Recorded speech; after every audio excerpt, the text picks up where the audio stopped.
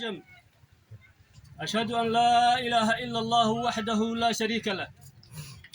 شهادة مبرأة من الشرك والتهم. وبعد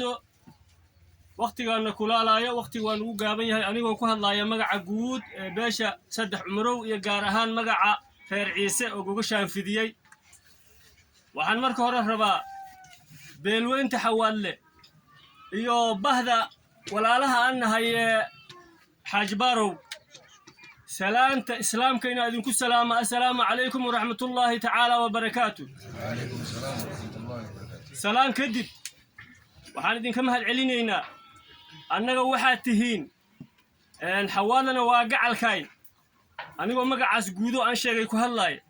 واقع الكاين وجيت كهيران إسلهر قلنا إن ما كل يرى حاج بارونا وحنا إنما وقبل السكان قالوا كان إسكنوجني sidaas darteed markii walaalahan isdaraaween waxaan naga suurageli waysay inaan hergalno inaan hooyano suuragalayno noqoways ilaahay yaa ku mahadsan waxa ku mahadsan ilaahay saddex jeer ilaahay ku mahadsan iyo ka badan waxa mahadda labaadna iska leh walaalahayna xawaale islaaw iyo akhyaar nagu garab siiyay yaani maxaan ku dhiirigeliyayna aad iyo aad aan uga mahad celinayna waxaan rabaa inaan ku soo koobo hadalkayga wax alla waxa aad nagala kulanteen oo sooriyo xumaa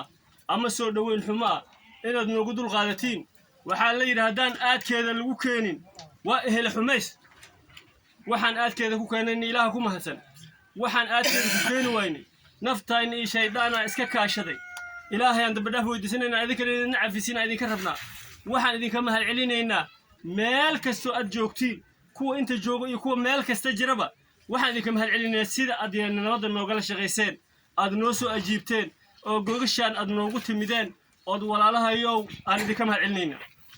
waxaan waqtigaana kulaalaayo waqti ma haysano soo dhawaada aad iyo aad mahadsan tihiin waxaan rabaa fariin dheer inaan u diro anigoo fursaddan uga faa'iideysanaya arrintan markii aan ku dhex jirnay waxaan la kulannay caqabado badan waxay naga qabteen dadyow daris ah war dariska ilaahay ha ka baqo qofka markuu col galo waxaad u raadaysaa wax ugu fiican waa nabad walaxan nabad ahayn dadkan wax uma taro in la yiraahdo waasaani anaga waxaan la kulannay aflagaado waa dul qaadanay waxaan la kulannay cagajugleen waa dul qaadanayna ilaa haddana waa dul qaadanayna insha Allah waxaan ka shaqeynayna waxa waaye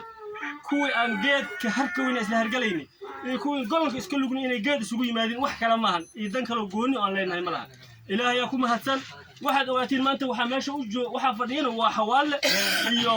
aan dadka dhammaan u sheegayna anigoo fursaddan ka faa'iideysanay iyo inji waa kaad xaaji baaro waa fadhiya ku